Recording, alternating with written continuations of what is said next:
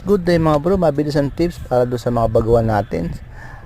Bigyan ko yung tip para doon sa ang problema is maluwag yung kanyang V-belt o yung kanyang fan belt. Yan po.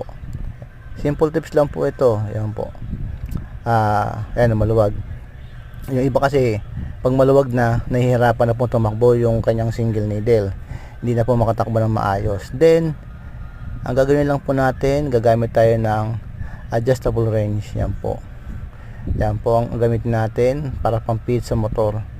Dito lang po kayo gagalaw sa ilalim. Yan po. May dalawang nut po dyan.